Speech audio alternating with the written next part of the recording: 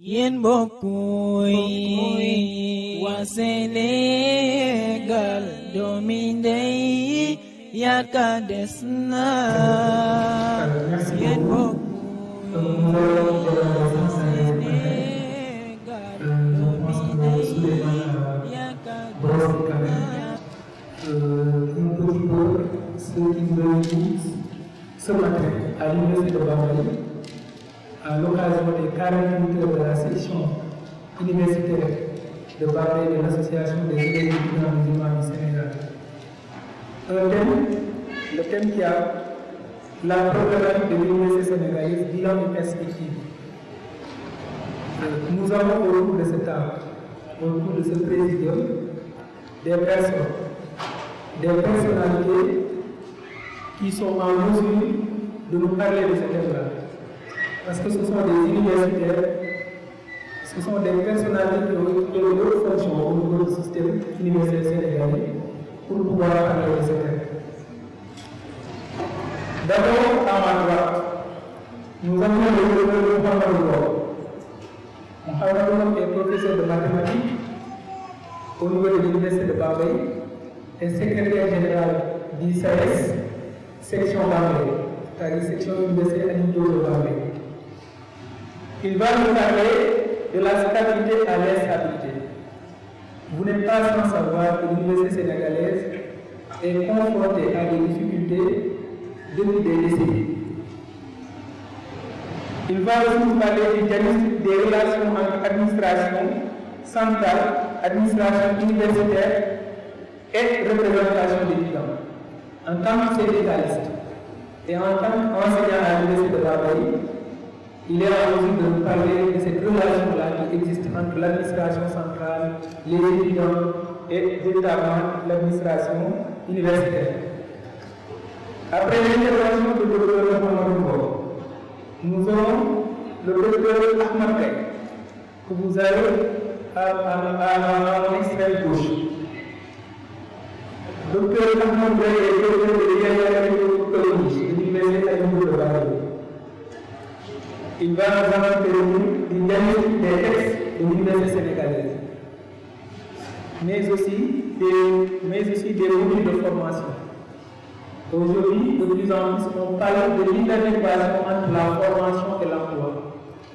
Est-ce que véritablement les formations que nous avons au niveau de nos universités prennent en charge nos réalités socio-économiques au point de pouvoir permettre aux produits de nos universités de pouvoir avoir une insertion, mais aussi de pouvoir servir à quelque chose après leurs études universitaires. Et enfin, nous allons terminer par le professeur Marc-Antoine, qu'on ne présente plus. Il a été dans ce pays ministre de l'enseignement supérieur, de la recherche et de l'innovation. Avant cela, il a été le recteur de l'université de Saint-Louis. Je pense que tout le monde le connaît, qu'on n'a plus besoin de le présenter. Et le professeur Marc-Antoine va nous entretenir du thème évident, de loin, attachement au savoir et citoyenneté. Je pense qu'au-delà de ce statut universitaire, il faut nous parler du citoyen modèle, parce que tout simplement, ça aussi lui permet de pouvoir parler de ce thème-là. Donc, ceci étant dit, je vais directement donner la parole au docteur Mohamed Ngom. Donc, docteur, vous aurez la parole pour 20 à 25 minutes maximum. Merci. Merci. J'espère que vous pouvez dire dans 20 à 25 minutes l'essentiel de ce qui m'a été chargé de faire. Comme vous l'avez dit tout à l'heure, mon prédécesseur, mon nom est Mohamed Ngom. Je suis enseignant-chercheur à l'Université de Bambey. Je suis là depuis 2008. Je rappelle que l'université a été créée sous forme de bureau par décret en 2004, mais a démarré ses activités en 2007. Un an après, j'étais là dans le corps professoral pour participer en tout cas au projet. Je suis mathématicien de formation. Je suis spécialisé dans les EDP, équations de dérivées partielles, théorie du contrôle et optimisation parmi d'autres. Je suis par ailleurs secrétaire général du syndicat autonome de l'enseignement supérieur et je suis le coordonnateur de la section de Bambé. Je commencerai par remercier l'AMS de m'avoir associé à ce débat, à ces échanges. Et je souhaite que les propos que je vais tenir auront servi à la communauté. Et je vais juste peut-être poser le débat par rapport à mon angle de vue. Donc la thématique, comme vous le savez tous, c'est la problématique de l'université sénégalaise, bilan et perspective. Moi, je vais intervenir au niveau de la stabilité à l'instabilité et aussi des relations entre administration centrale, administration universitaire et représentants d'étudiants. Je ferai juste quelques propos introductifs, ensuite je terminerai par des recommandations. Donc, comme nous le savons tous, l'université sénégalaise traverse de profondes mutations qui sont subies par la communauté universitaire. Et les acteurs doivent développer des stratégies de survie pour faire face à cette situation.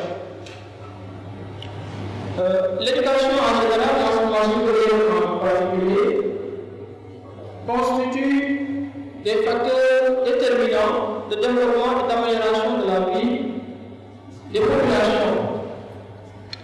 Pour dire simplement c'est quoi l'importance de l'éducation de manière générale, mais de l'enseignement supérieur en particulier. Je commencerai par donner un peu de contexte. Le contexte, c'est quoi? La société mondiale est en perpétuelle mutation et la société sénégalaise ne pourrait pas être singulière dans ces changements. L'université, pouvant être vue comme une société en miniature, est directement concernée par ces changements. Donc, ce problème peut être étudié sous plusieurs angles de vue. On peut avoir des sociologues, des anthropologues, des historiens, des géographes, mais nous allons regarder sur l'aspect de l'angle de partenaires sociaux et syndicalistes que nous sommes. Mais parallèlement aussi, je mettrai la casquette d'enseignant-chercheur. Donc, dans un premier temps, je vais développer une démarche de médecin. Je vais commencer par des constats. Donc, au niveau de la stabilité, donc de la stabilité à l'instabilité. Donc, qu'est-ce qu'il nous faut pour avoir la stabilité? Pour avoir la stabilité, bien sûr, au niveau de l'université. La première des choses, c'est d'avoir un environnement adéquat, un environnement de travail et d'études. Jusqu'à une date récente, jusqu'en 2010, nous avons constaté dans certaines universités, comme le cas de l'UGB, la situation était relativement stable. Et parce que il n'y avait pas de massification, et les conditions d'études étaient convenantes et adéquates. Pour une stabilité aussi, il nous faut des conditions sociales acceptables.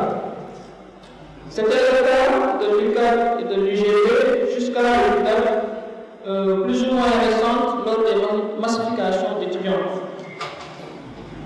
Pour une stabilité aussi, il faut une bonne communication interne et externe. J'entends par communication interne tout ce qui est partage d'informations, site internet et communication classique. Mais aussi, il y a ce qu'on appelle la communication externe, comme ce fut le cas ici à l'UNDP, où on essaie de montrer la vitrine de l'université à travers les journées portes ouvertes. Les journées d'excellence, les journées portes ouvertes ont donné l'occasion aux élèves du moyen secondaire de venir visiter les stands de l'université pour non seulement connaître la structuration de l'université, mais connaître aussi un peu l'environnement de l'université, mais en même temps les en profiter pour présenter les matières de formation pour les futurs étudiants. Et ça aussi, c'est une bonne communication au niveau externe. Pour avoir aussi de la stabilité, il faut ce qu'on appelle le dialogue social permanent. Donc, comme exemple, on peut citer la rencontre régulière que tenait le recteur avec les partenaires sociaux. J'entends par partenaires sociaux les syndicats, d'enseignants ou bien de passe, et aussi des représentants d'étudiants. Pour avoir aussi une stabilité à l'université, il faut un dispositif de médiation. C'est le cas de l'UCAD. l'UCAD a un médiateur à l'UADB, malheureusement, il y a ni médiateur, il y a ni comité de dialogue social. Au passage aussi, on peut remarquer par rapport à l'orientation des bacheliers, puisqu'on est en train de parler d'une manière générale au niveau national, l'UBS quand même a contribué à la stabilité au niveau de l'orientation des bacheliers. Pourquoi je dis? Parce qu'en 2020-2021, l'UBS comptait 47 365 étudiants. Donc, du point de vue nombre, l'UBS est la deuxième université sénégalaise après Dakar qui a 90 étudiants. Donc, c'est rendu compte qu'à un certain moment, il y avait toujours des manifestations pour avoir l'orientation de nouveaux bacheliers.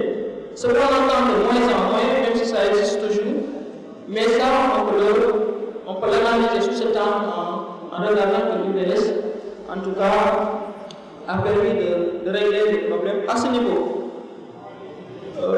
L'autre source de stabilité aussi, c'est la représentation ou bien la présence des étudiants dans les organes de gouvernance au niveau de l'université.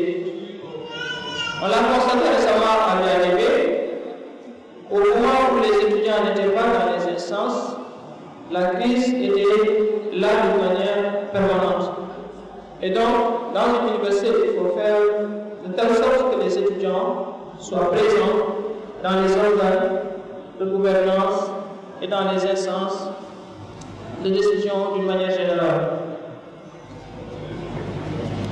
Donc, c'était les quelques points, la liste n'est pas exhaustive, que j'avais à souligner pour avoir de la stabilité dans nos universités. Évidemment, si en termes de mathématiques, on peut directement aller directement vers le contraire pour dire que sinon, de l'instabilité, on va simplement avoir de la stabilité. Mais, je vais dire autrement, pour avoir de la stabilité, plutôt les sources d'instabilité au niveau de l'université, on peut retenir les points suivants. Si l'environnement est inapproprié et les conditions de travail difficiles, alors là, c'est source d'instabilité. En guise d'exemple, juste à côté, il y a 2 chapiteaux qui sont en train d'être construits, que le gouvernement, à travers le ministère de tutelle a économie a frappé, 1000 places. C'était des promesses de 2020 au moins, on est en 2022, mais les chapiteaux sont toujours là. Et donc, pour nous soulever celui-là, c'est une source d'instabilité. Donc, déficit d'infrastructures pédagogiques et sociales, ça c'est une source d'instabilité. Autre source d'instabilité, c'est des conditions sociales difficiles et dégradantes. À l'heure du déjeuner, quand vous voyez le temps au niveau du réseau, vous vous demandez comment est-ce possible. Est-ce que tous ces étudiants vont pouvoir manger à temps et aller étudier à temps? Autre source d'instabilité aussi, c'est le retard de paiement de bourses. C'est une question, bien une situation qu'on vit la plupart du temps à Dakar, mais c'est vraiment pour toutes les universités, c'est la même situation. Autre source d'instabilité, c'est la mauvaise communication et l'absence de structure Comme je l'ai dit tantôt, à Barbé, il n'y a ni médiateur, ni comité de dialogue social. Qui fait partie quand même des recommandations de la CNAES. Je rappelle en 2013, le Sénégal avait fait une concertation nationale pour l'avenir de l'enseignement supérieur où tous les acteurs de la société étaient associés pour discuter de la question de l'enseignement supérieur et de l'orientation pour notre système d'enseignement supérieur national. À l'issue de ces concertations, il y avait 78 recommandations et il y avait aussi un conseil présidentiel qui avait pris 10 décisions. Certaines recommandations, certaines décisions ont été implémentées, mais jusqu'à présent, il y a certaines décisions très importantes, des recommandations très importantes qui sont toujours en souffrance. Autre source d'instabilité, c'est la massification incontrôlée des étudiants. Il y a ce qu'on appelle la répartition des charges. Cette année, on a 60 000 bacheliers. Si on décide d'emmener à Bambé 3 000 ou 4 000 ou 5 000 étudiants, sachant que Bambé ne reprend que 2 000 ou 1 000, les problèmes c'est ça. Donc là, il faudrait faire ce qu'on appelle la répartition des charges. Essayer de voir parmi toutes les universités qui peuvent prendre quoi. Et ça se décide à partir de ce qu'on appelle la capacité d'accueil. Quand je parle de capacité d'accueil, il y a des dispositifs en termes d'infrastructure, de salle de classe de cours, mais en termes aussi de taux d'encadrement. Parce qu'avoir un enseignant pour 25 étudiants, ce n'est pas la même chose d'avoir un enseignant pour 50 ou 60 étudiants.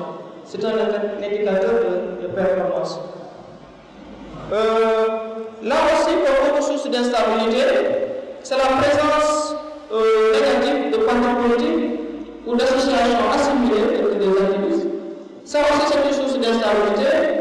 Donc, à ce niveau, ce n'est pas un jugement que j'apporte, mais c'est juste un constat, surtout dans nos universités, qu'il y a cette influence nécessaire, en tout cas, de telles associations politiques ou assimilées qui peuvent déteindre sur la stabilité de l'université.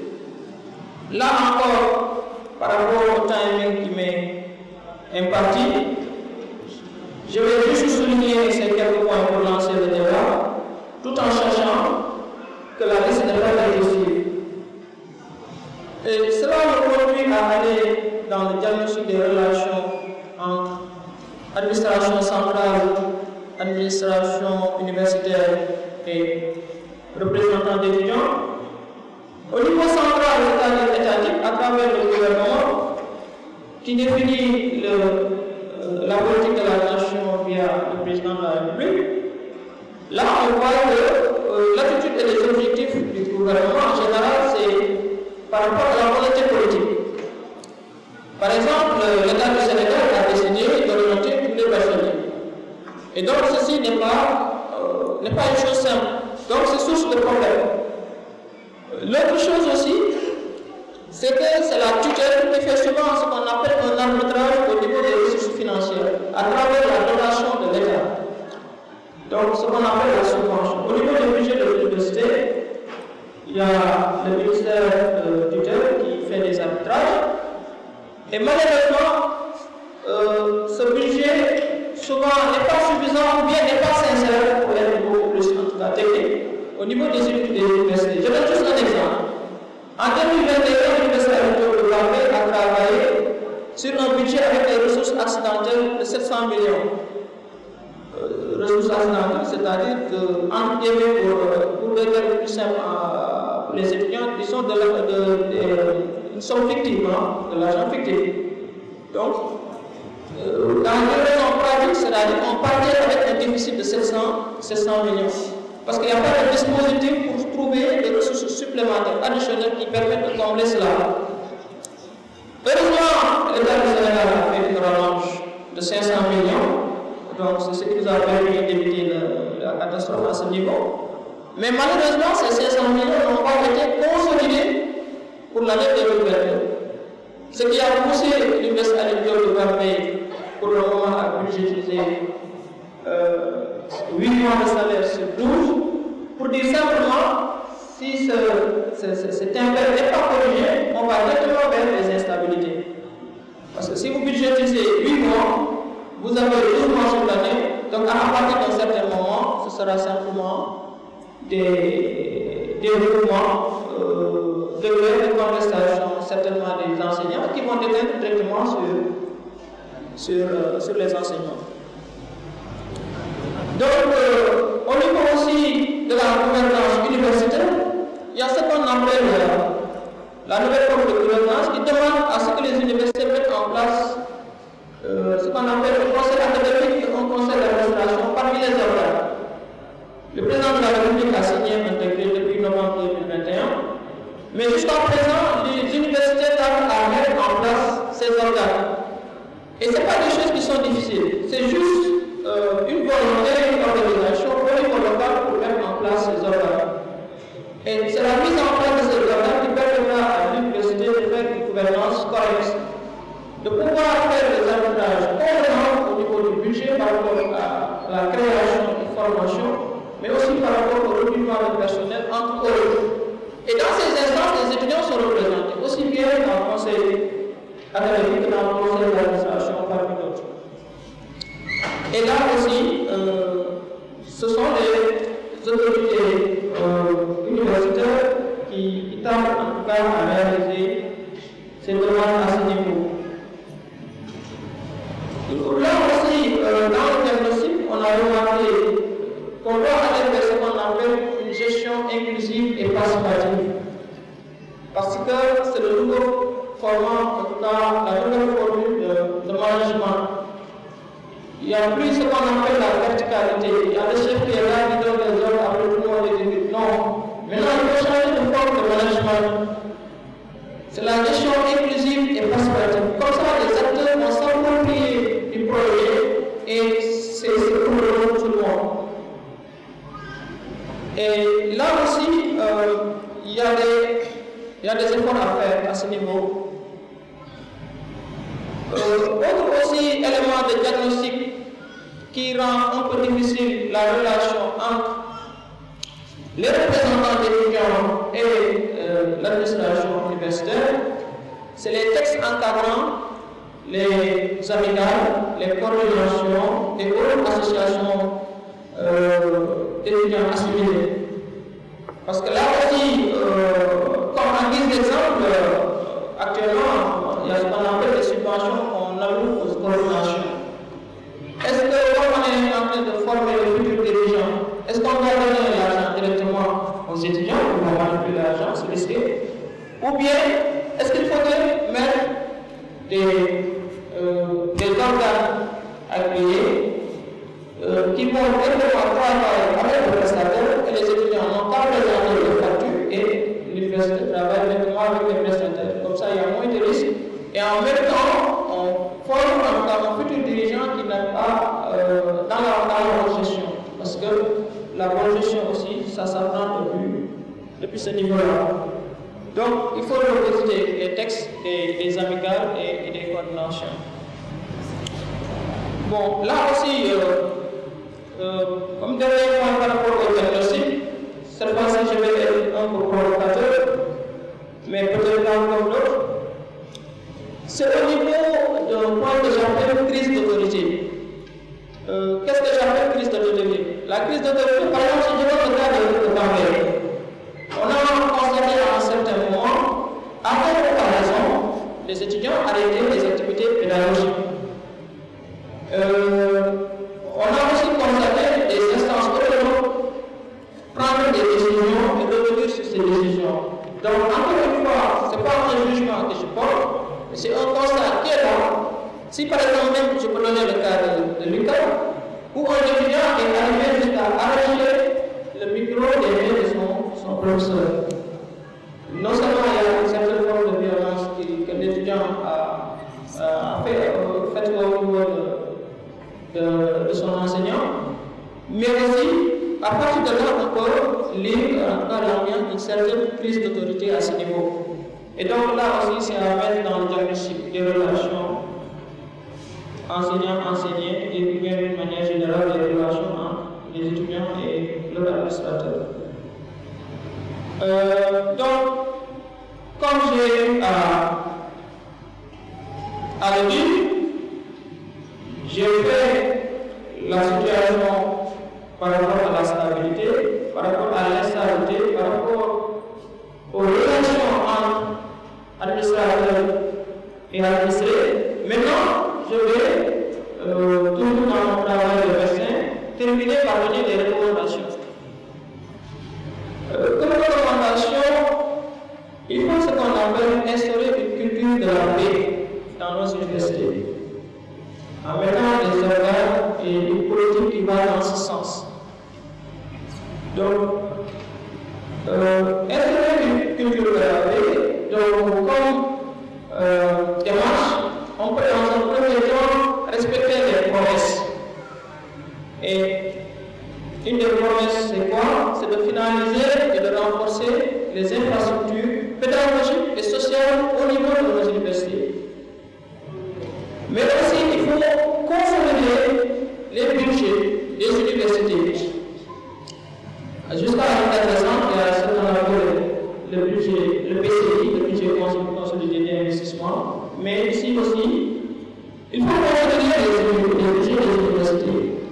Si je prends par exemple le cas des CDP, le cas des contrats de performance, l'un des objectifs c'était de connaître le budget exact des universités.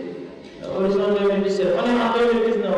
Donc, au moment où je vous parle, l'État doit être en tout cas en mesure de connaître exactement les budgets des universités et de faire une dotation suffisante.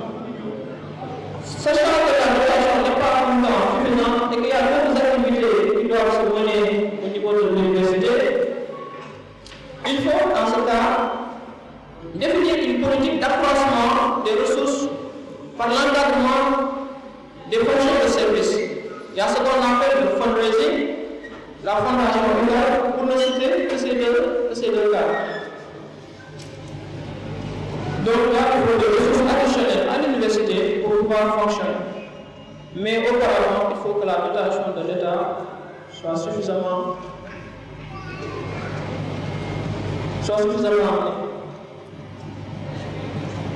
il faut aussi actualiser les textes sur les libertés académiques et les franchises universitaires. Parce que là aussi, on a vu que les franchises universitaires, c'est un texte de 1994, mais en même temps, il y a beaucoup d'évolutions et ça prend pratiquement le campus pédagogique. Et on a vu, en tout cas, lors des crises, qu'il y avait un certain nombre de choses à éviter. Peut-être si on avait révisé en tout cas le texte sur les franchises universitaires, ce serait à éviter. Donc il faut actualiser ces textes. Il faut aussi, comme je l'ai dit tantôt, actualiser les textes qui encadrent les amicales et coordinations d'étudiants. Mais autre recommandation aussi, il faut former les étudiants au civisme, à la citoyenneté, à l'éthique, au leadership, à l'environnement, au développement durable et au service à la communauté.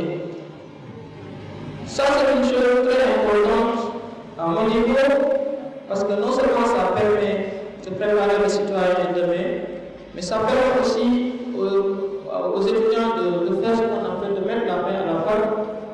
Parfois, avec des informations nouveaux, avec la formation en leadership de certains représentants d'étudiants, mais je pense qu'il faut aller au-delà de cela, en y ajoutant tout ce qui est citoyenneté, éthique, leadership, service à la communauté et développement durable.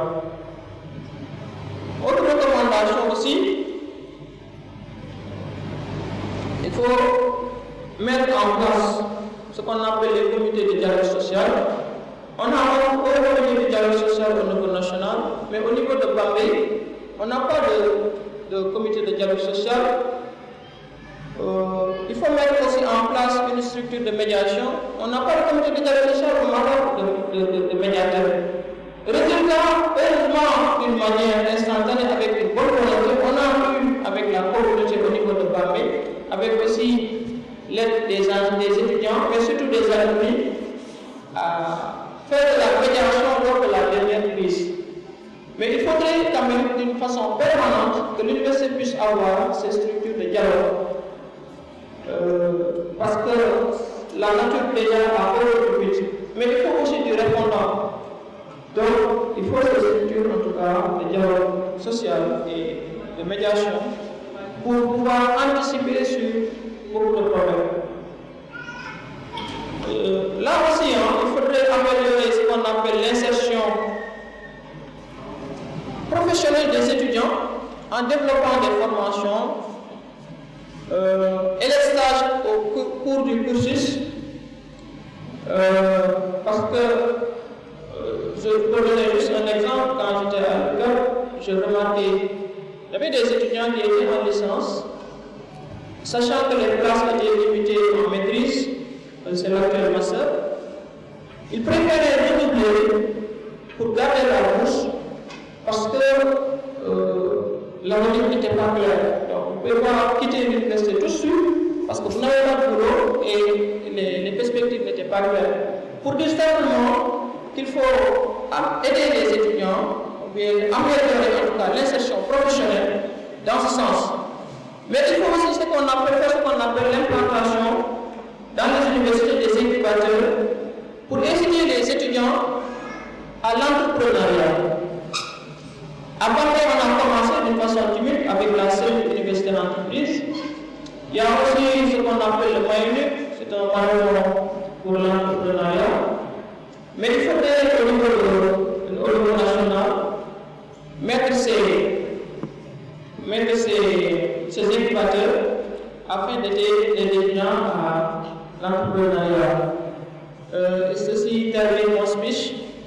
Je vous remercie de votre aimable attention, mais tout en vous disant simplement que le débat n'a fait que commencer.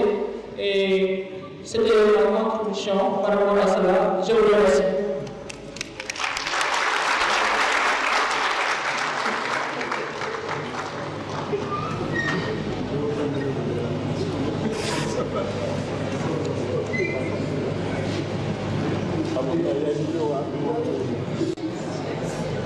Merci beaucoup,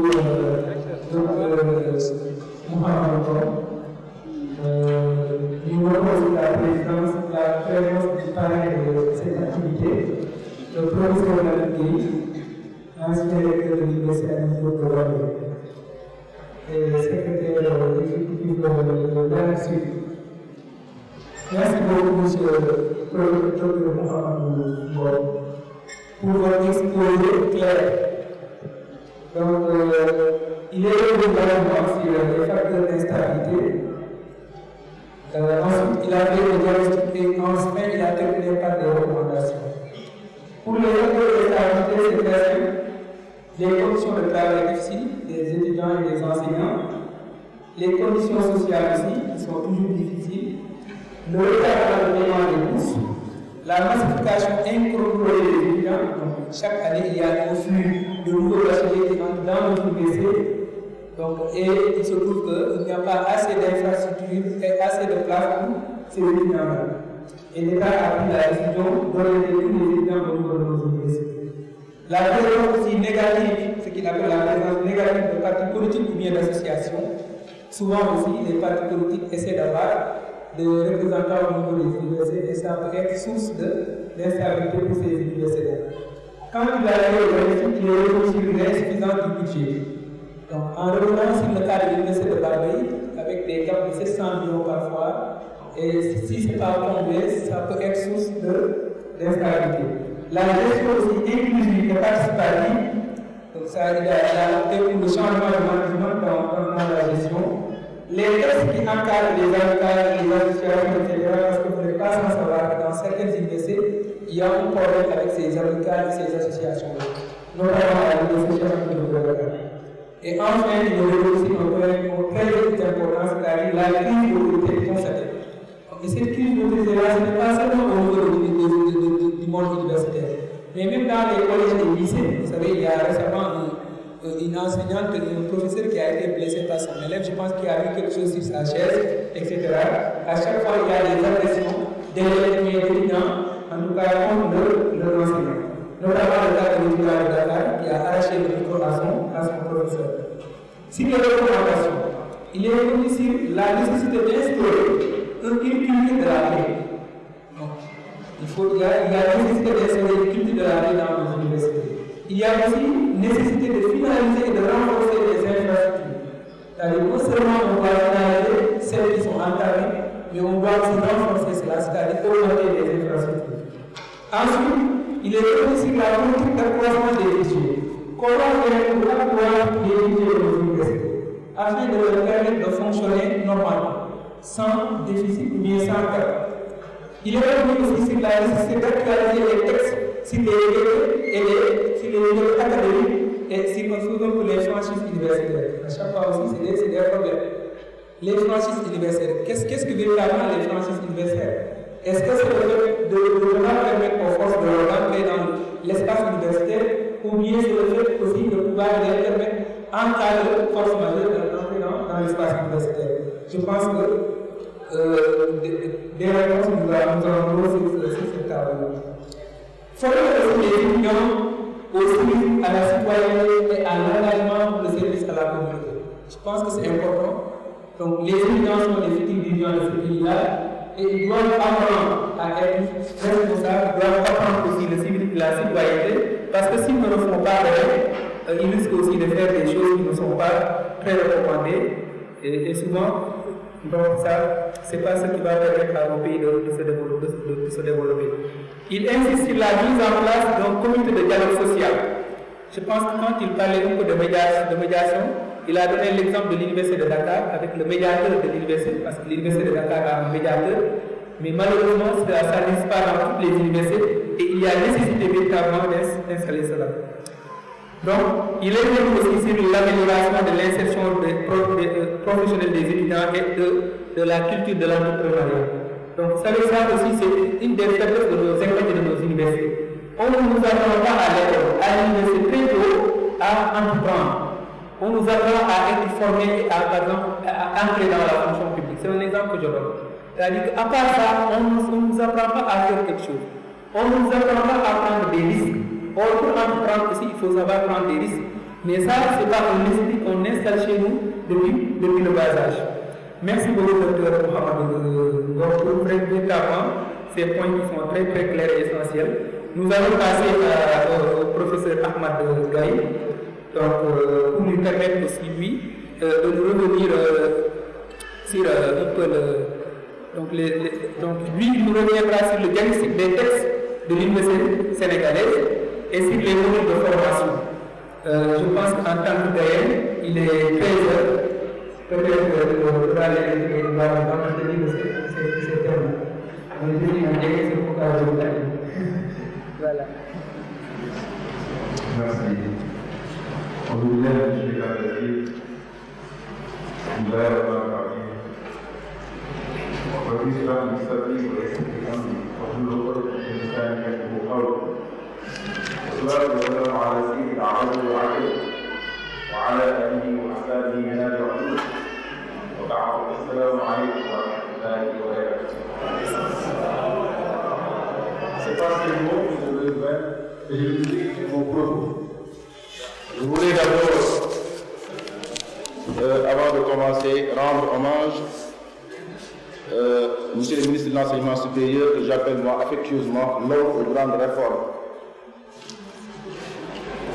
Je voudrais aussi rendre hommage à ce que j'appelle l'homme au courage rationnel et au leadership éclairé, le professeur Lamine Gueye, ancien recteur de l'Université Alioune Diop de Bambey.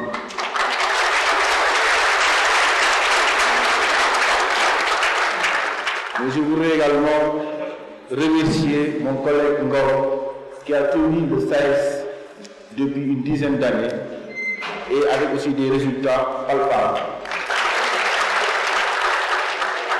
Monsieur le modérateur, recevez mes salutations. Je voudrais aussi par ailleurs féliciter et remercier le président national de la jeunesse de AMS, M. Issa Bokar Diédhiou, mais également Taïrouka, qui est effectivement donc, le président de la section de Bambey et tous ses collaborateurs. Alors, il m'a été demandé de faire une communication sur une problématique intitulée la problématique de l'université, bilan et perspective. il ne s'agirait pas effectivement pour moi de faire une interprétation des textes, de lire les textes et de les interpréter. Mais il s'agira tout simplement de faire un diagnostic des textes, de les discuter, mais également de les mettre à l'épreuve de la réalité ou bien des réalités socio-économiques, mais des réalités socio-culturelles. Et effectivement, c'est ma déformation donc scientifique, cette hybridation entre sciences politiques et droit, peut-être qui me permettront non seulement de faire une analyse exclusive des textes, mais également de les mettre en relation avec les réalités. J'ai essayé de l'intituler, mais de le reformuler comme ça. Crise socio-pédagogique et enjeu pour la stabilité de l'université sénégalaise. Nous sommes partis d'un constat, de façon conventionnelle, nous sommes partis de l'année 1993-1994, qui marque pour nous un tournant assez important à l'université sénégalaise. Parce que nous venions de vivre une année blanche qui a mis à terre l'université sénégalaise. Et après cette crise, l'État du Sénégal a décidé d'ouvrir les portes de l'université, cette fois-ci en partant sur de nouvelles bases, à travers donc, des réformes, naturellement, des réformes institutionnelles, des réformes juridiques, des réformes administratives, mais aussi des réformes qui vont aussi dans le social. Mais c'était un retour pour nous laborieux. Je m'explique. Pourquoi laborieux? Parce que c'était dans un contexte socio-politique extrêmement tendu. On venait de sortir des élections présidentielles de 1993, avec effectivement donc l'assassinat aussi de Maître Babacar Sèye, vice-président du Conseil constitutionnel, et nous constatons tout de suite une confusion effectivement des problèmes de l'université et des problèmes sociopolitiques du pays en général. Mais devant le fait accompli, et bien dans le mouvement des étudiants, bien entendu, dont la ténacité revendicative n'a pas failli tout au long de la grève. Parce que les étudiants ont continué à faire la grève. Et cette fois-ci même, entraîner même les élèves qui seront dans le lycée. Et c'était une cacophonie totale dans ce pays. Les autorités sénégalaises, à cette époque, pour dire vrai, elles étaient complètement réduites à constater l'impossibilité même de gérer la crise. Et ainsi ont procédé cette fois-ci à la fermeture pure et simple de l'université.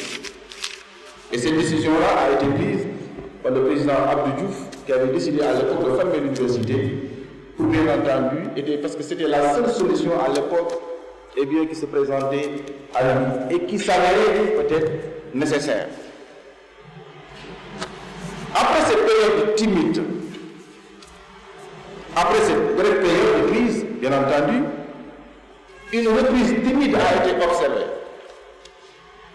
avec des activités pédagogiques, mais qui dissimulent mal, bien entendu, une crise profonde de l'université sénégalaise. Parce qu'en réalité, un diagnostic clair, un diagnostic réel n'a pas été fait. Ils ont fermé l'université et ils ont décidé de l'ouvrir l'année prochaine, mais sans autant, bien entendu, circonscrire donc les véritables causes pour pouvoir apporter les bonnes solutions. Et c'est parti, bien entendu, pour une nouvelle université, mais une université cette fois-ci qui va être donc encadrée par un certain nombre de réformes. Alors, ça c'est un petit rappel de contexte, donc pour vous permettre de dire que l'université sénégalaise, pour moi, d'après mes analyses, a connu d'abord une instabilité, une construction une déstabilisation et une reconstruction. C'est ça que je vais essayer d'expliquer à travers les réformes qui se sont succédées, des fois consolidantes, des fois consolidantes mais pas effectives, des fois même déconsolidantes.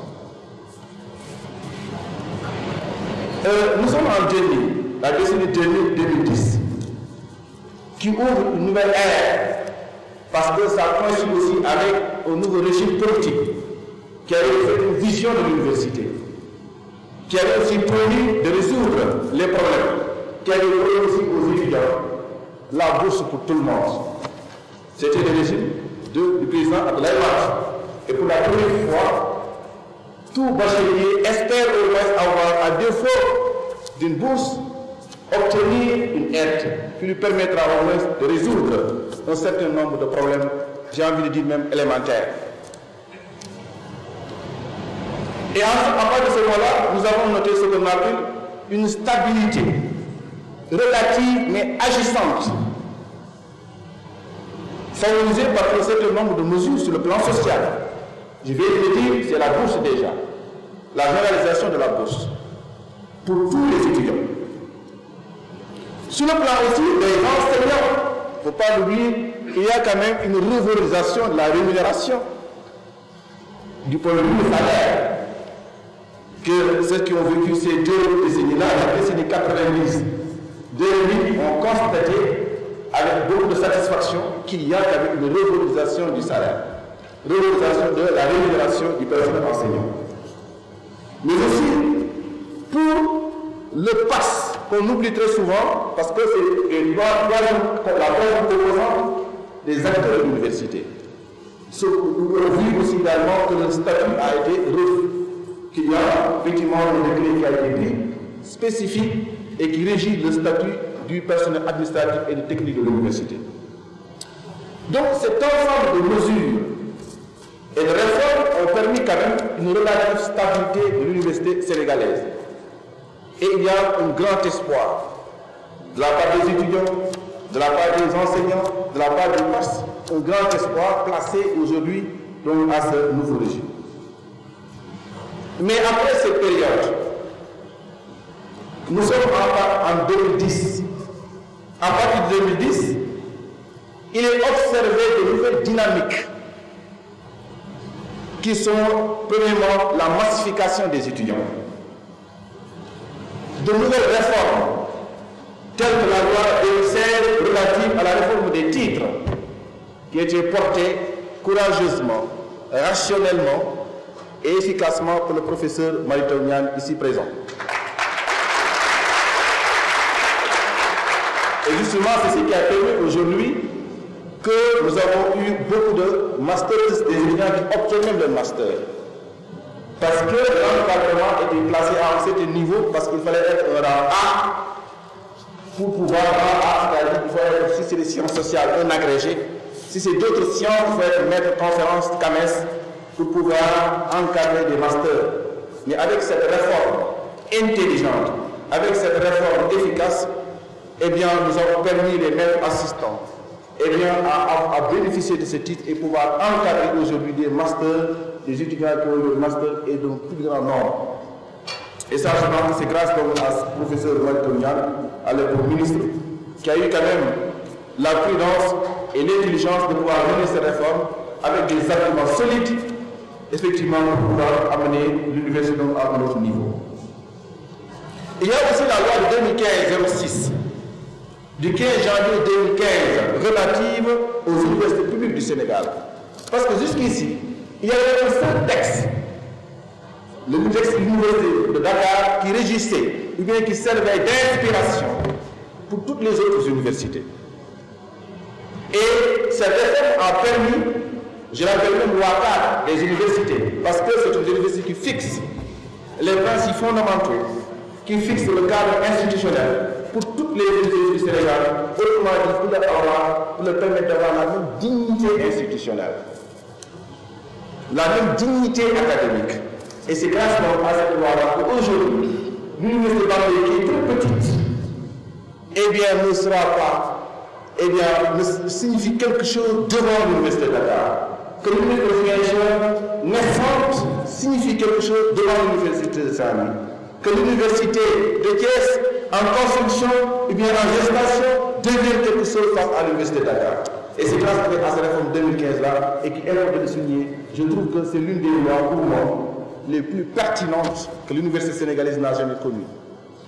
Parce que jusqu'ici, les autres acteurs en savent quelque chose, ceux qui me demandaient, qu'il y avait certaines, on minimisait même les enseignants ou les étudiants qui décidaient d'aller dans ces universités-là, on les minimisait.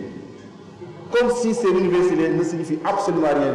C'est comme l'université de Dakar et l'université de Saint-Louis en constituent les principales références à l'enseignement supérieur, ce qui n'était pas la vérité. Et le gouvernement colonial a corrigé cette injustice institutionnelle, académique, et bien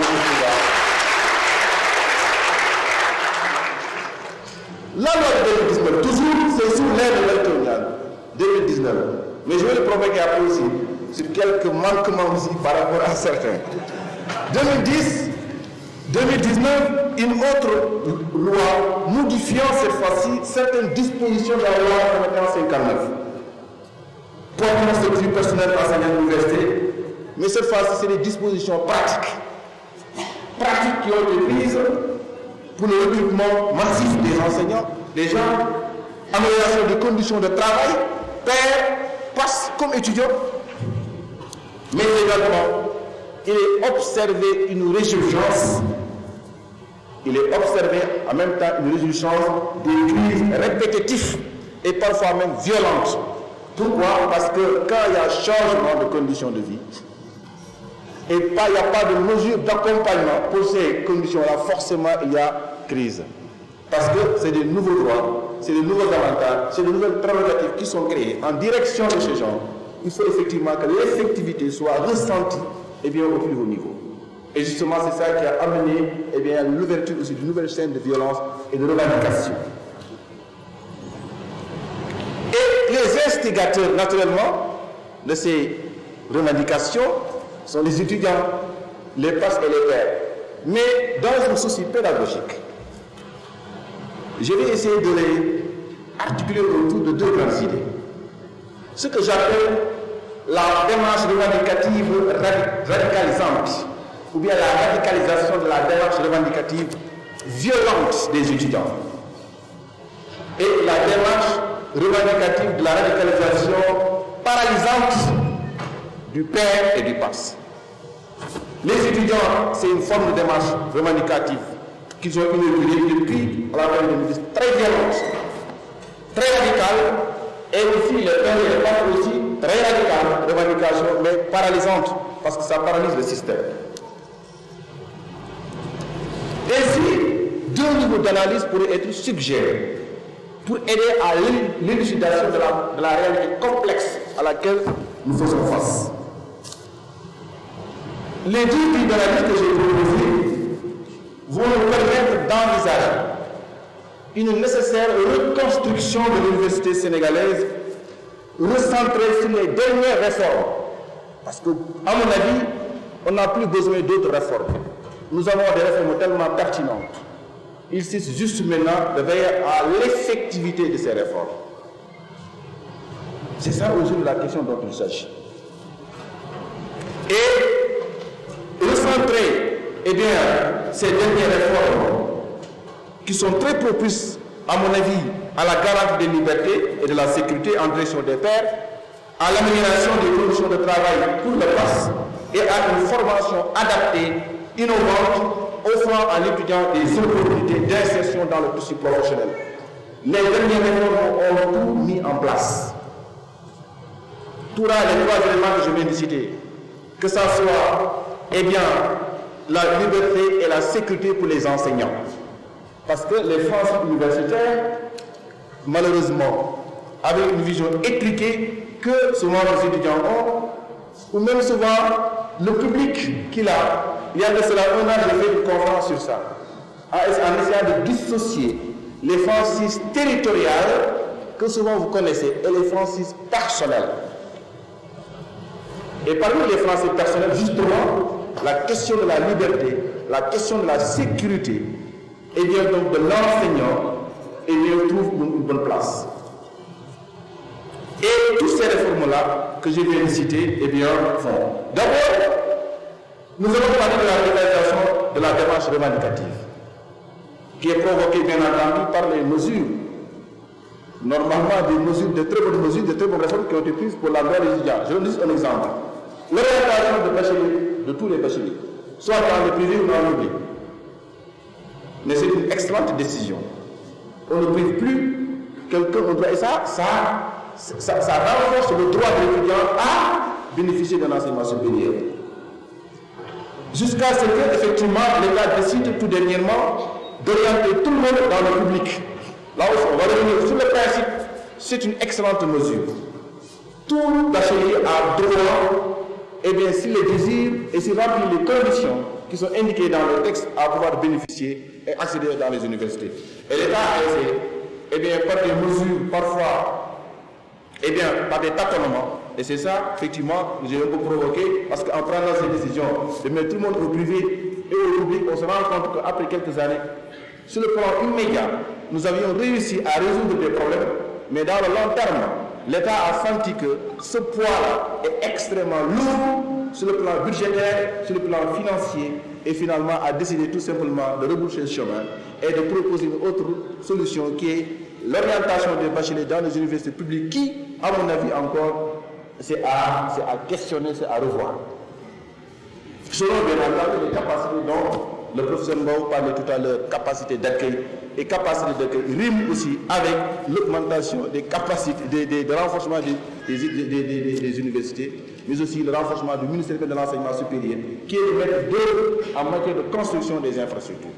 Et là, je vais revenir plus tard, dans ma deuxième partie, pour démontrer aujourd'hui comment l'autonomie ne se limite pas seulement sur le plan juridique, mais l'autonomie aussi doit être infrastructurelle, pour moi. On a fait l'autonomie juridique, l'autonomie administrative, l'autonomie budgétaire, l'autonomie financière, mais il reste aujourd'hui l'autonomie infrastructurelle. Autrement dit, il faut qu'on permette aux universités de pouvoir construire leur propre infrastructure.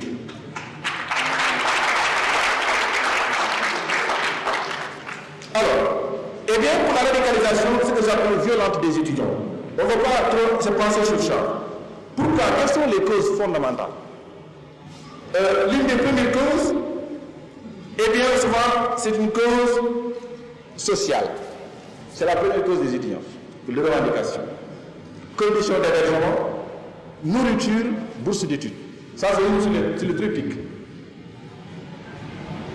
Eh bien, la cause que je pensais que ce serait la première cause, malheureusement, peut-être reléguée au second plan. C'est la cause pédagogique. C'est quoi? C'est l'orientation des bacheliers, c'est disponibilité des documents pédagogiques, et bien c'est la massification. Donc ces éléments-là, et bien, et sur le plan des infrastructures, c'est les manques de salles, c'est les manques d'amphi, les centrales de TP, etc. Eh bien, le cumul maintenant de toutes ces causes m'amène à poser une plateforme légitime dont la séance des problèmes occasionne une mobilisation générale souvent de la part des étudiants. Il y a ce cocktail-là, c'est-à-dire la cause pédagogique, la cause sociale et la cause infrastructurelle, souvent constituent une source, j'ai envie même de dire, de mobilisation des étudiants. Et souvent les étudiants, quand ils se mobilisent, quand ils se radicalisent, c'est parce que ces trois-là souvent sont tous souvent dans une même plateforme. Et ça leur permettra souvent de... Et souvent, quand ils se mobilisent, les conséquences, vous les savez tous, c'est des actes de vandalisme, c'est des actes de sabotage, etc. On peut donner beaucoup d'exemples souvent qui sont donnés. Des directorats ont été incendiés par ici, des bus ont été brûlés par là, et bien des portes ont été bloquées ici par ici. Effectivement, finalement, nous avons ce qu'on appelle, ce que j'ai envie même de dire, le répertoire d'action des étudiants est extrêmement riche. Charles Tilly le disait, le répertoire d'action des étudiants en termes de mobilisation, ils sont très inspirés. À Bambey, c'est quoi? C'est la fermeture, le blocage des portes. Puisqu'ils sont incapables de se dresser contre des policiers, ils préfèrent donc la solution la plus pertinente, c'est bloquer la porte. Comme il y a une seule porte malheureusement à Bambey. Eh bien, l'autre élément aussi, qui se constitue une source souvent, et qui a trait avec, bien entendu, le texte de 94 sur les franchises universitaires. Ce sont les violations des franchises territoriales.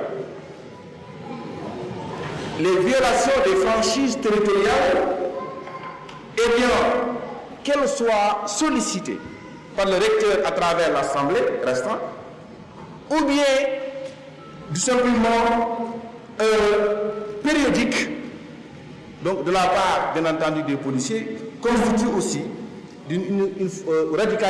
pousse les étudiants à se radicaliser souvent dans les revendications. On se rappelle le cas de Bambey, décembre 2021. Les étudiants finalement se sont radicalisés. Ils ont décidé tout simplement d'avoir le retour et de rentrer chez eux et laisser les policiers dans le campus universitaire. C'était l'option la plus simple. L'autre peut-être aussi, c'est les violations maintenant des franchises personnelles. Et cela, ça touche des fois aux étudiants pour qu'ils se radicalisent beaucoup. C'est le cas des arrestations, cas de détention, intimidation, exclusion et dissolution des amicales et des coordinations.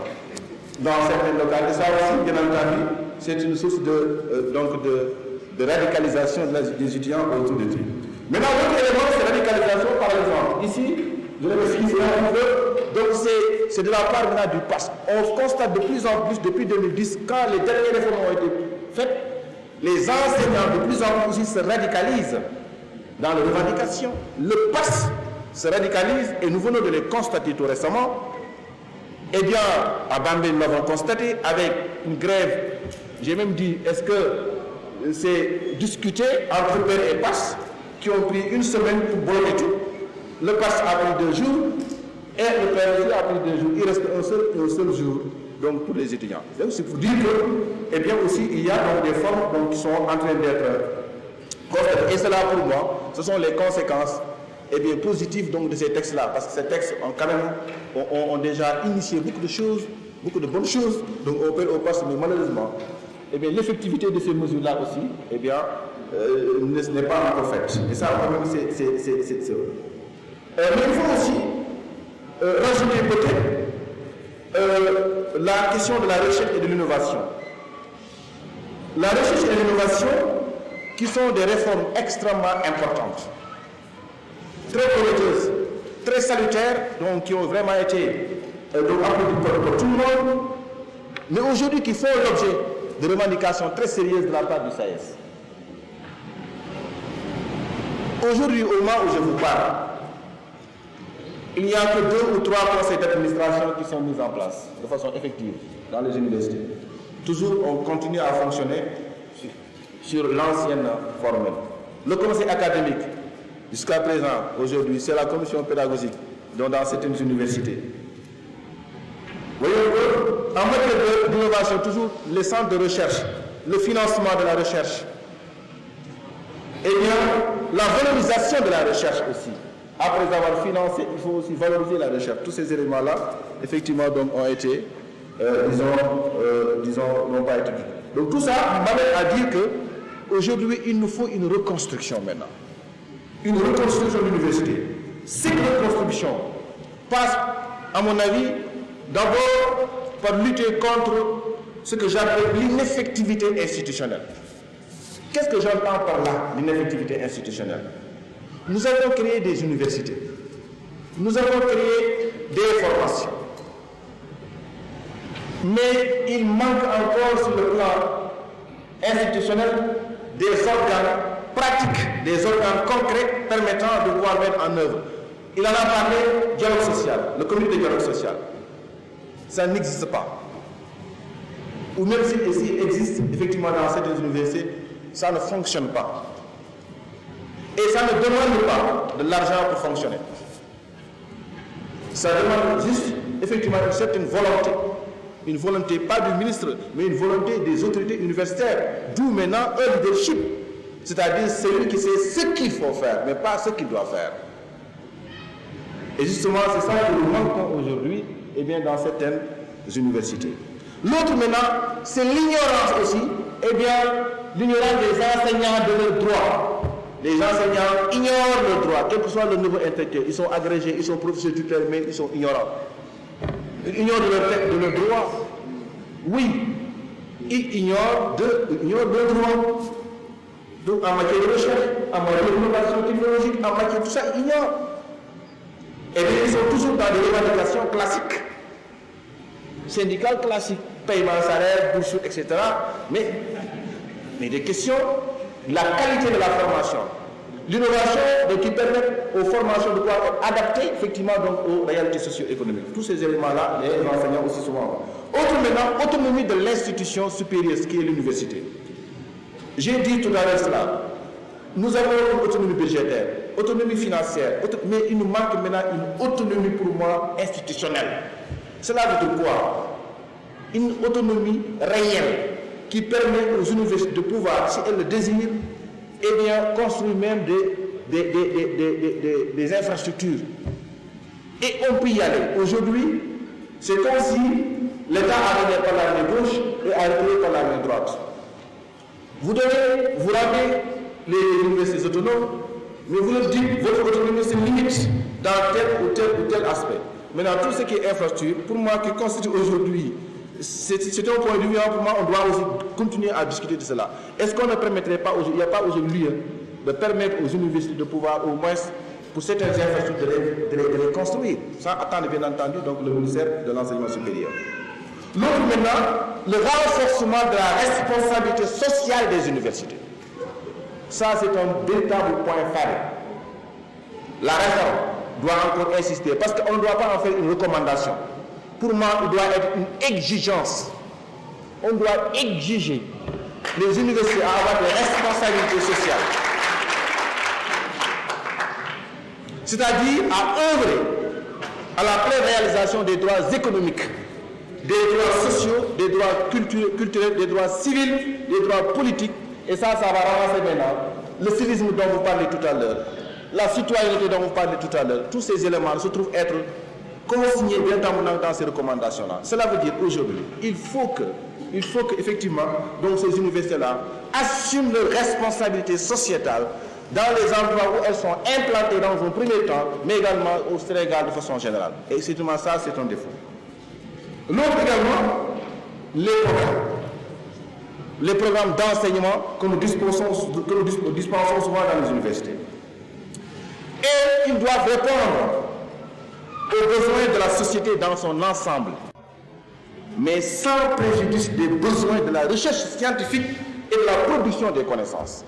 Attention, il ne faut pas aussi prendre l'université comme une petite école de formation qui est là-bas, qui forme bien évidemment au module de 3 heures, 4 heures pour leur donner un diplôme et un travail. Il faut que l'université aussi, en innovant, en créant des programmes qui sont adaptés aux besoins, mais aussi que ne violent pas donc la production scientifique.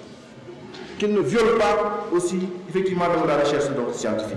Parce que la recherche scientifique, la formation, l'enseignement constituent quand même donc ce qu'on appelle les objectifs fondamentaux d'une université. Mais avec le système LMD aujourd'hui, que j'ai oublié, oui, même s'il n'est pas l'initiateur, c'était en 2011, mais quand même celui qui a donné forme. Et je souhaiterais, et j'ai oublié même de parler de l'ANAC aujourd'hui. L'ANAC, ce décret qui a constitué l'ANAC, qui a aussi un rôle extrêmement important, qui aujourd'hui oriente les universités, aide les universités, à être beaucoup plus performant en matière de préparation, en tout cas de formulation des programmes, mais aussi en matière d'application des programmes. Peut-être là où je vais terminer, les universités aussi sont tenues d'offrir des programmes académiques de plus en plus de haut niveau qui soient appropriés ou bien appropriés aux besoins et orientations des aspirations des étudiants. Donc ça aussi aujourd'hui, je pense que si on évalue le programme dont vous parlez, est-ce que les universités sont en train? Oui, mais. Je réponds par oui, mais. Les universités sont en train de bâtir des programmes professionnels qui tentent de répondre aux besoins socio-professionnels des étudiants, mais le mais qui manque, c'est effectivement leur permettre également de pouvoir le mettre en pratique dans les stages, en stage ou même tout simplement en tout cas trouver effectivement donc une insertion professionnelle. Et ça c'est le tissu professionnel de façon générale, parce que c'est un pays pauvre, c'est un pays en voie de développement, mais aujourd'hui ça ne dédouane pas. Il doit y avoir des efforts qui doivent être faits souvent donc, par les universités, à travers bien entendu toutes les choses dont on parlait, les maïoniques, les incubations. Pour moi, ces mécanismes, ces outils-là devraient être développés, devraient être encadrés, devraient être renforcés pour permettre effectivement donc, à tous les étudiants, à défaut effectivement donc, de poursuivre leur étude au niveau doctoral, de pouvoir s'insérer très rapidement et d'être payé. Voilà un peu de façon ramassée ce que je voulais dire à propos de mon intervention. Je vous remercie.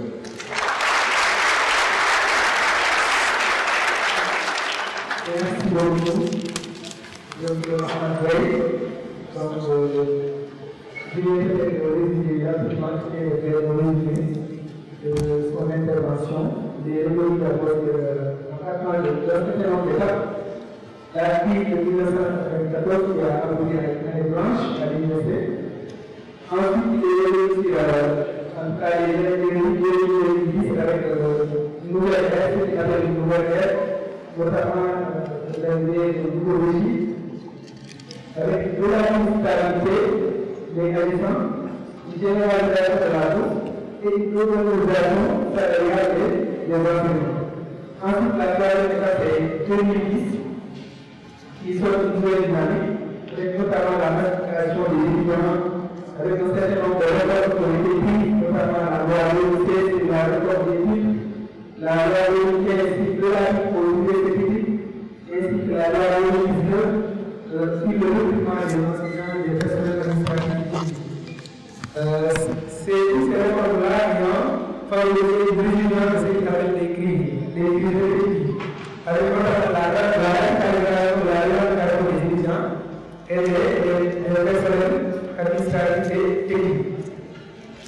Alors, il est insisté aussi sur la violence, avec notamment les causes sociales, l'événement, les bourses, la massification, les conditions hospitalières qui ne sont pas toujours faciles, ainsi que ce qu'on appelle l'autonomie infrastructurelle. Donc, dans nos universités, il n'y a pas cette autonomie infrastructurelle. Il est revenu sur la question de la recherche et de l'innovation, avec sur la reconstruction aussi de l'université. Il a insisté sur ce qu'il appelle l'ignorance des enseignants de leur droit, quel que soit le type ou bien le statut. Il est revenu sur l'université et l'autre de l'université, de l'institut universitaire, en insistant sur le renforcement de la responsabilité sociale des universités. Autrement dit, donc les universités sont là aussi, non seulement pour participer au développement de la société, mais elles sont là aussi pour pouvoir œuvrer la spécificité de l'université, c'est-à-dire la recherche, l'innovation, l'enseignement, etc. Ensuite, il est revenu sur les programmes d'enseignement. Donc, je pense que c'est un peu le résumé de ce qu'il a dit, qui est très intéressant. Nous ayant des contraintes de temps, nous allons passer au professeur Marie-Sonia, qu'on ne présente plus, et dont le canton de Gaïa dit tout à l'heure que c'est l'homme des réformes.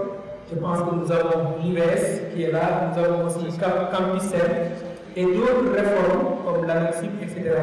Tout cela, en tout cas, ce sont des réformes qui ont eu sous l'aide du professeur Marie-Sonia, que je vous demande d'applaudir avant son intervention.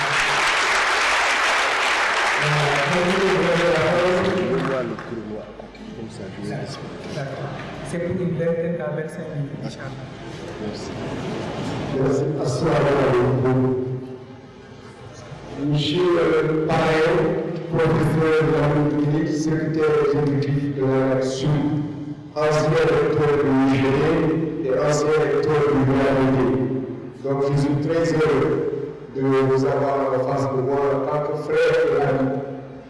Je salue les autorités universitaires, je salue les membres du bureau national, dont le président de l'ANS, je salue le président de la section universitaire de Palmer et de l'ANS, je salue le paresseux des membres du bureau de la section universitaire de Palmer et de l'ANS, je salue le docteur Dieu, opérateur, je salue mes chers collègues panélistes, le professeur Ahmad Gaye, directeur de l'EFA, et mon cher ami, le professeur Laurent, mathématicien. Chers collègues enseignants-chercheurs, chers membres du personnel administratif technique et de service, chers membres de l'ARS, chers étudiants, honorables invités en leur titres et qualités. Le sous-thème, comme a demandé de développer, s'intitule étudiants, attachement au savoir et citoyenneté. Je vais m'accorder suivant ce plan 1. Une introduction, 2. Forces et faiblesses de l'université sénégalaise, 3. Quel positionnement l'étudiante et de l'étudiant dans l'université sénégalaise à travers la réforme de 2013, 4. Étudiantes et étudiants, une mission, la conquête de la connaissance. 6. Étudiantes et étudiants, le savoir-être et la citoyenneté. 7. Construire une meilleure appropriation des réformes, des textes et des décisions par les universités et les structures d'évaluation. Et 8. La conclusion. Alors, comme vous l'avez vu avec le plan, cet exposé va rencontrer les exposés du professeur Mohamed et du professeur Ahmad. Du professeur Ahmad Gaye. Donc vous allez retrouver des choses qu'on aura en commun et que nous ne sommes pas consultés pour faire ce travail. Alors, à guise d'introduction, l'université sénégalaise a pu former la majorité du capital humain de notre pays dans quasiment tous les secteurs. L'université sénégalaise forme aussi une partie du capital humain des pays d'Afrique francophone. Le Sénégal est sans aucun doute la principale plateforme de formation supérieure, publique et privée, francophone en Afrique au sud du Sahara. Cependant, faisons attention, la Côte d'Ivoire est en train de contester cette position. Le Sénégal universitaire jouit d'une bonne image basée sur la qualité, la diversité, la culture d'innovation, comme par exemple la forte présence du numérique à tous les niveaux et de la professionnalisation. Cependant, l'étudiant sénégalais est plus tourné vers la contestation, très souvent alimentaire, au détriment de la qualité de sa formation. Le professeur Ahmad l'a dit, on serait plus heureux de vous entendre contester sur vos conditions d'études, vos conditions de formation, que de vous entendre contester sur les bourses ou les conditions sociales. L'étudiant et l'étudiant sénégalais, héritier d'un système scolaire unidimensionnel, centré sur l'enseignant, peine à être autonome. Ce que je dis au lycée, c'est le prof qui est au centre, il donne le cours, l'étudiant le et va apprendre. Et quand l'élève arrive à l'université, il souhaite que cela soit reproduit, malheureusement c'est reproduit en grande partie. À de larges exceptions, l'étudiant et l'étudiant sont impliqués dans des activités citoyennes, sociales, culturelles, dans le cadre de leur formation. L'université sénégalaise s'est ouverte de plus en plus vers l'extérieur. Ses formateurs viennent de plus en plus de tous les secteurs de la vie économique, sociale et culturelle. Il n'y a plus seulement les enseignants professionnels, les enseignants professionnels, il y a des cadres des entreprises, il y a des cadres de culture sociale, culturelle qui évoluent à l'université. Cependant, le contenu de la formation, les modalités de formation, le cadre de formation reste encore, à quelques exceptions près, enfermé en grande partie dans les vieilles traditions qui en luttent les portées et les impacts. Deuxième point, force et faiblesse de l'université sénégalaise. Je l'avance juste, c'est juste introductif. principale force de l'université sénégalaise, la force de choix de l'unité, la qualité de son personnel enseignant-chercheur. C'est essentiel. L'écrasante majorité de titulaires de notre doctorat. Si vous voyez un pays comme l'Afrique du Sud, autour de 60-70%. Un pays comme le Rwanda, que l'on cherche beaucoup, l'Université nationale du Rwanda tourne autour de 20% de docteurs. Si vous voyez l'Éthiopie, c'est même pire encore. La qualité du personnel administratif, technique et de service au niveau de l'espace pédagogique, ce qui n'est pas le cas au niveau de l'espace social. La capacité d'accueillir tous les bacheliers qui le demandent. Ça aussi, c'est un élément fondamental depuis l'année 2012-2013. La diversité des filières de formation, la professionnalisation de plus en plus importante des filières de formation, l'aptitude à assurer à la fois une formation d'élite et une formation de masse, la forte internationalisation de l'université sénégalaise. Nous avons des étudiants et des enseignants qui viennent de tous les pays, et ceci est très important. L'importance des formations doctorales. Nos universités ont des formations doctorales significatives.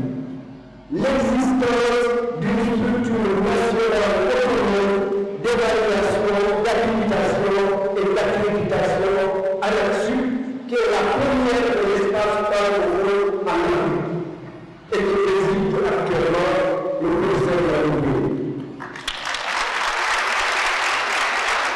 Comme sur les faiblesses de l'université sénégalaise, cette fois-ci, les principales faiblesses de l'université sénégalaise.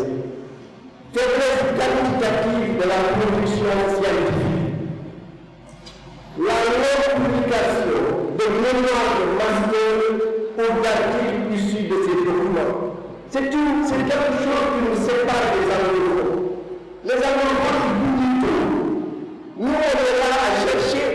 Il faut que ce soit vraiment fort pour qu'on publie. Mais le nombre de publications.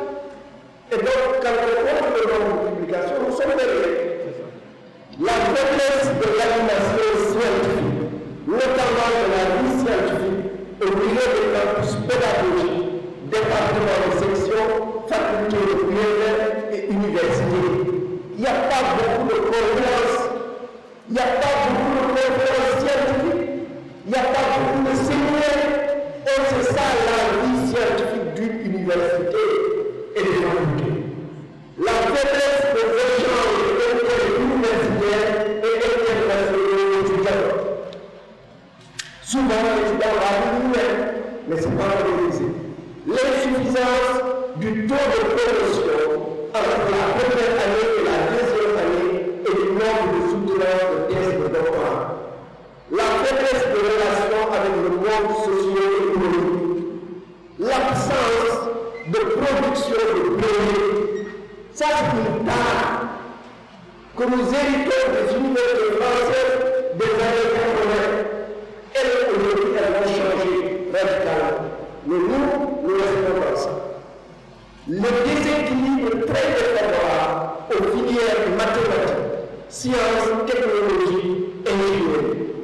Le faible taux d'insertion des étudiantes et des étudiants. L'insuffisance des structures et des équipements scientifiques et techniques.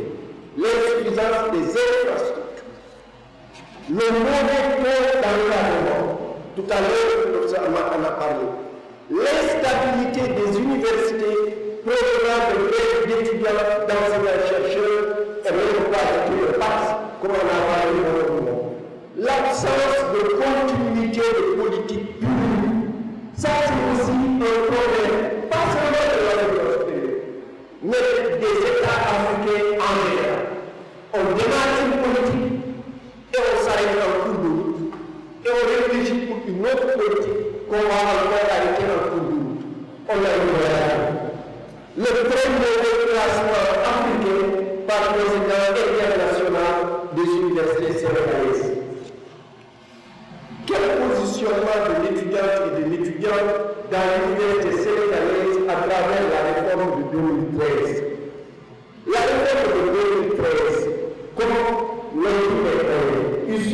concertation nationale pour l'avenir de l'enseignement supérieur et la feuille de route qu'il a traduite à travers les 11 décisions du Conseil présidentiel pour l'avenir de l'enseignement supérieur ont conceptualisé un étudiant nouveau, acteur de sa formation, ouvert sur le monde économique, social, culturel et international, enraciné et servant sa communauté, ému de citoyenneté, disposant d'un leadership affirmé.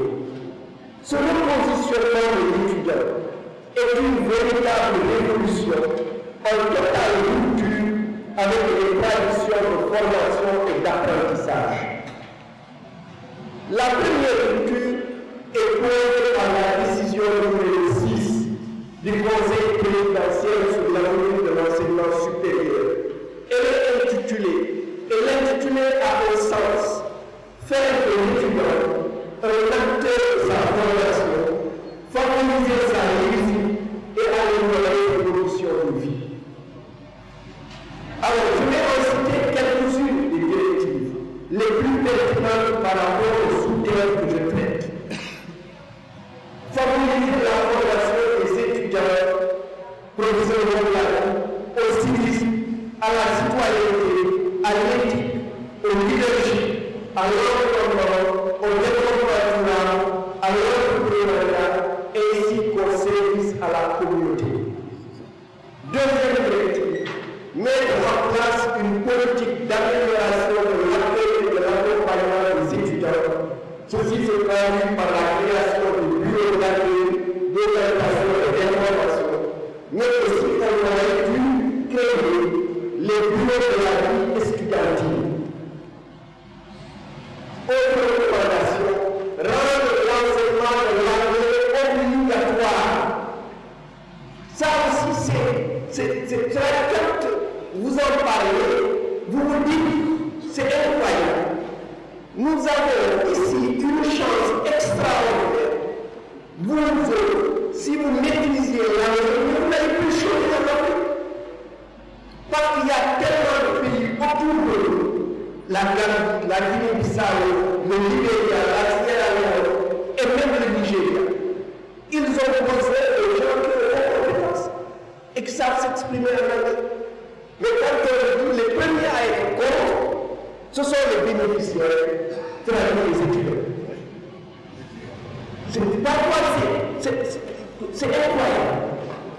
Donc, rendre l'enseignement de l'anglais obligatoire dans les établissements d'enseignement supérieur au cours des 3 premières années d'études pour favoriser la mobilité internationale des étudiants et l'implication d'enseignants du monde anglophone dans les formations. Promouvoir l'autocoopération, promouvoir l'apprentissage des langues nationales pour une meilleure insertion des étudiants dans la vie socio-économique. Les langues nationales sont là. Dernière recommandation que je cite, renforcer le partenariat entre les établissements d'enseignement supérieur, publics et privés, et le monde socio-économique par la création d'incubateurs ou de centres de transfert de technologie au sein des établissements d'enseignement supérieur. J'ai cité ces recommandations de la concertation du Conseil présidentiel pour que vous voyez ce que nous disons, tout est là. Maintenant, la seconde rupture, et professionnellement à la parole, est apportée par la loi relative aux universités publiques, dite loi qui, en son article 2, redéfinit les missions de l'université publique.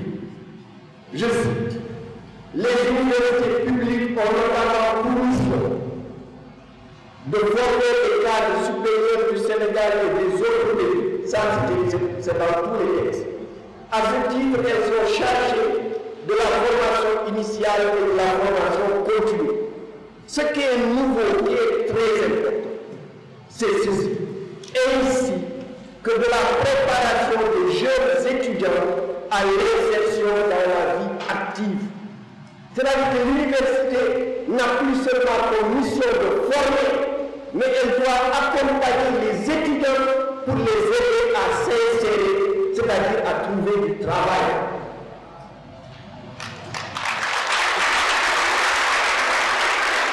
Une autre mission commune de contribuer à la recherche scientifique au niveau national et international pour le développement économique et social du pays, de promouvoir la recherche scientifique et technologique pour une maîtrise des sciences, des techniques. Et là aussi, il y a une petite nouveauté fondamentale et du savoir-faire. Derrière le savoir-faire, il y a l'innovation. Ce qui n'était pas le rôle de l'université avant. Et ensuite, une mission fondamentale nouvelle de faire le service à la communauté. C'est ce que tu disais tout à l'heure. Il faut que l'université s'intègre dans la société. Ce n'est plus un jeu, c'est un devoir, c'est la loi qui le dit. Ensuite, de développer de l'agriculture africaine, de promouvoir la coopération internationale avec les universités étrangères. Les quatre questions majeures ont été posées et servées par la réforme de 2013.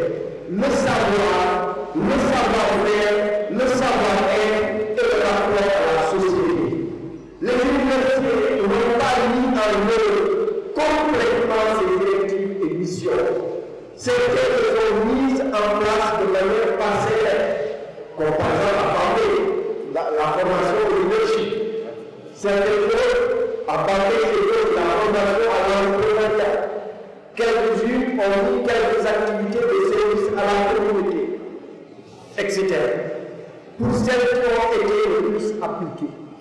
Donc les universités n'ont pas réellement mis en place le contenu nouveau de cette réforme.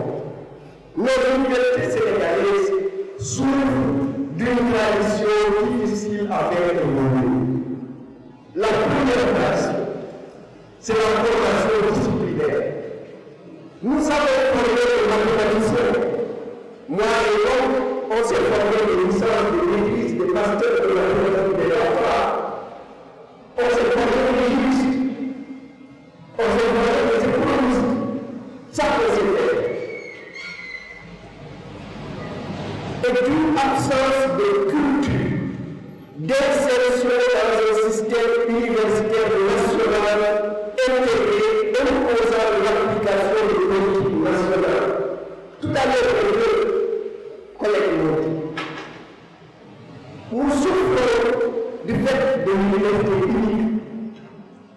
Dakar a été créé pendant longtemps. Après, Saint-Louis est venu. Au lieu que Saint-Louis soit intégré dans une politique nationale, Saint-Louis a créé aussi sa propre vision de l'université. Après, Bambey, Ziguinchor, Thiès, passant de Cuire à l'université, se sont aussi constitués une autre vision de l'université. C'est-à-dire que le Sénégal n'avait pas une culture d'une vision universitaire nationale. C'est pourquoi des méthodes pédagogiques actives, comme celle de la classe ERC, la prise en charge administrative de l'accompagnement à l'insertion des étudiantes et des étudiants. Parce que si nous voulons que l'université accompagne l'étudiant dans son insertion, mais administrativement, il y a des services qui doivent exister. Des services qui vont prospecter, des services qui vont aider les étudiants à trouver des stages, des services à former les étudiants dans les entretiens d'embauche, etc. Et ainsi de suite. Donc, l'université ne va pas régler cette question. De la formation à la citoyenneté et à l'écologie, de la formation à l'anglais pour lui ouvrir le monde en fait l'intégration, du service à la communauté comme un élément de sa formation. Parce qu'on fait le service à la communauté comme des activités. Mais le service à la communauté doit être une unité dans ce monde. Et elle doit être créditée. Vous devez avoir des noms. Vous devez dire, moi, mon village, là, j'ai envie qu'il soit propre. C'est ça que vous devez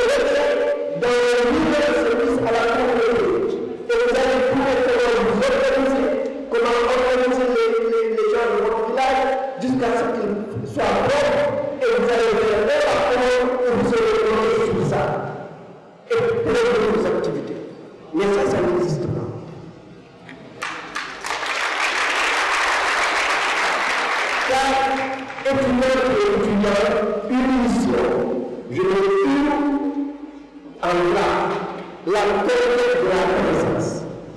La première mission de l'étudiant et de l'étudiant, son honneur, sa fierté et sa dignité dans toutes les époques et dans tous les lieux demeure la conquête de la connaissance. Apprendre, peu importe l'âge, le cours, la couleur de peau, le continent, le pays, la modalité de formation, qu'elle soit en présentiel ou à distance, le type de formation, que ce soit générale ou professionnelle, qu'elle soit initiale ou continue, apprendre doit être le sacerdoce de l'étudiant et de l'étudiant.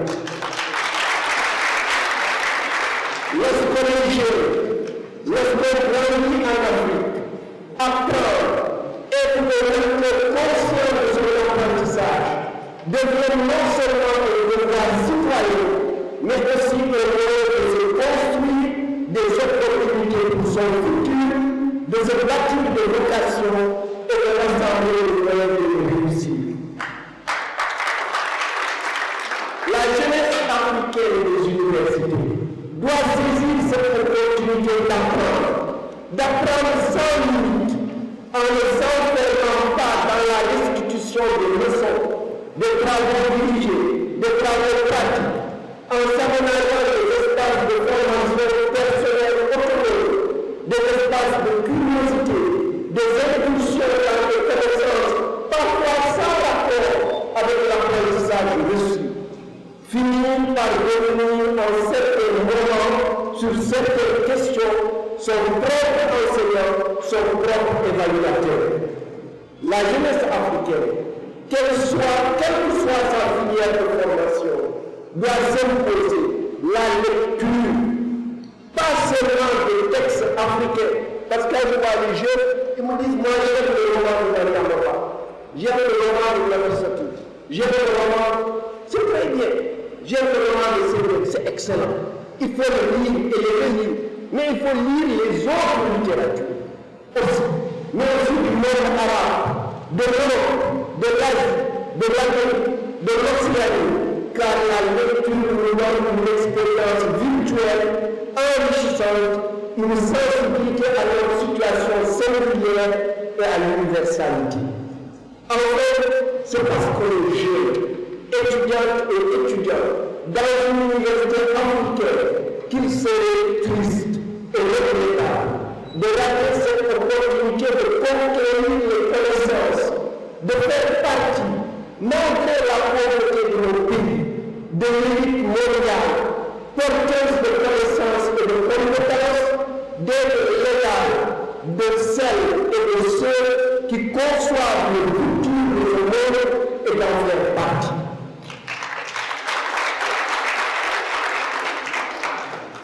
Étudiantes et étudiants, le savoir-être et la citoyenneté. Notre système éducatif du préscolaire et supérieur s'est très peu occupé de la formation de l'être humain. La réforme de 2013 a voulu repositionner la formation autour de la citoyenneté, du leadership et du service à la communauté. Ainsi sont développées des valeurs fondamentales pour la jeunesse, l'amour de sa patrie, la confiance en soi, le don de soi pour sa communauté et pour son pays, l'esprit de solidarité, la capacité de travailler en équipe, indispensable pour que la jeunesse contribue de manière productive au développement du Sénégal et de l'Afrique. Il nous faut donc une étudiante et un étudiant compétent et engagé pour la construction de ce pays et de l'Afrique, donc une étudiante et un étudiant maîtrisant les connaissances, les savoir-faire et ayant un savoir-être positif, inclusif et productif. Il faut aussi une étudiante et un étudiant attachés à sa religion. Et cela nous amène à nous poser la question, c'est quoi la laïcité? Moi j'aime dire, parce qu'on nous jette des mots et on ne les interroge pas. La laïcité qu'on veut nous jeter, c'est la laïcité anticléricale française, très singulière en Europe et dans le monde. Si nous voulons parler de laïcité, moi je traitement égal de chaque citoyen par rapport à l'exercice de sa religion. Et de ce point de vue, l'État ne peut pas être neutre par rapport à la religion. Donc,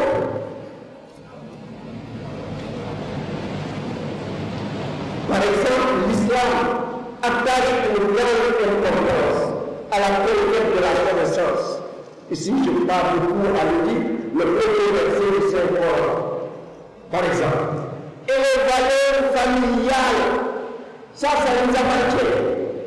Les valeurs familiales, en Europe, on s'en fiche maintenant qui est papa ou maman. On ne sait même plus d'ailleurs qui est papa ou maman.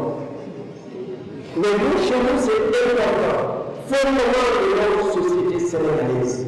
L'université ne doit pas être une prison, un trou d'ivoire qui emprisonne les étudiantes et étudiants, qui les isole de leur famille et de la société. Elle doit être un espace ouvert qui valorise nos meilleures valeurs pour que la jeunesse qu'elle forme en soit héritière et puisse les transmettre aux générations futures.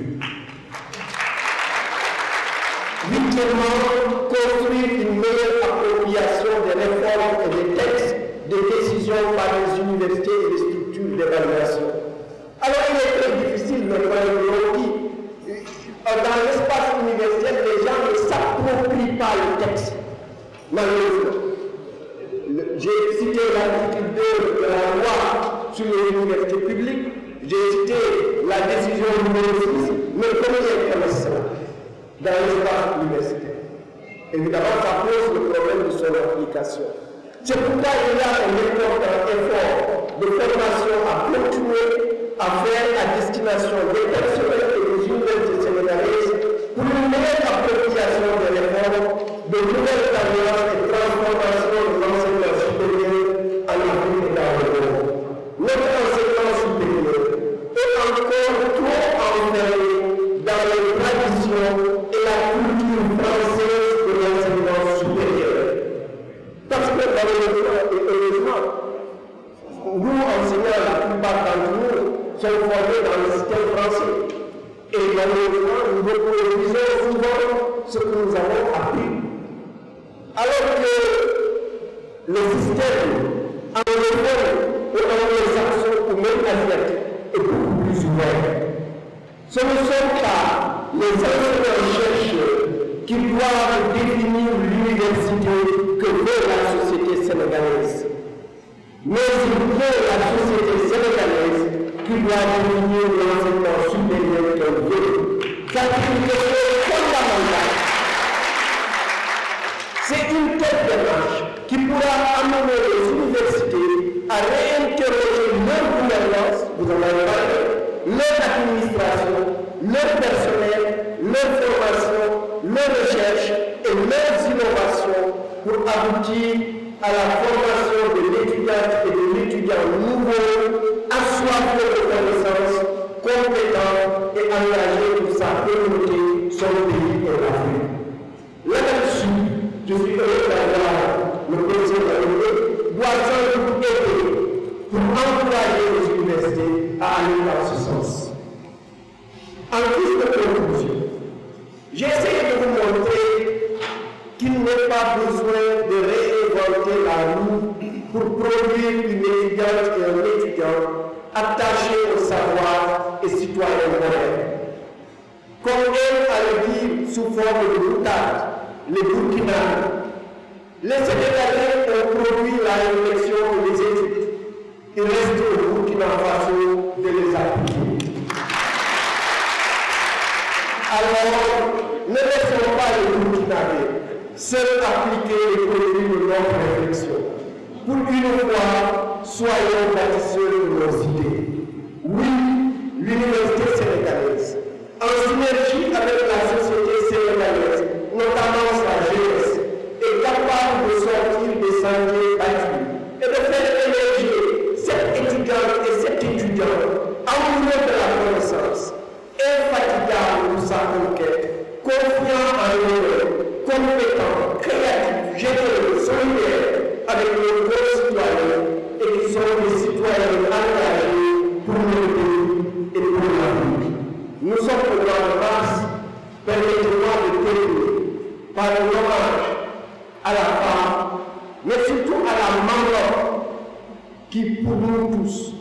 nous a aidés à devenir ce que nous sommes, et sans doute vous aide lorsque vous en avez vu à côté de vous, à bien réussir vos études.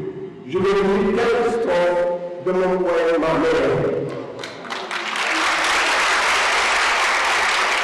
Maman, tu ne voyais aucun enfant. Cependant, tu m'as appris à lire, à relire. Syllabes et mots latins sur ardoise et cahiers, arabes, versets et sourates du Saint-Coran couchés sur nos amours. Grâce à ta pédagogie émotionnelle et ton énergie de mère inépuisable, ta science et présence de ta foi inébranlable, tu m'as appris à lire la nature et l'esprit. Et j'ai compris ta leçon. Je sais seulement que la vie est longue, passionnée d'instable, tantôt sortie sous un rêve, quelquefois méchante et battue, mais pour le péché d'arriver, elle se couvre toujours de gros jalons vers le sol. Maman, aujourd'hui plus qu'hier, je me sens comme une pédasse, domptée par ta voix, la lumière inextinguible d'un cœur qui purifie éclaire le chemin. Je vous remercie de votre attention.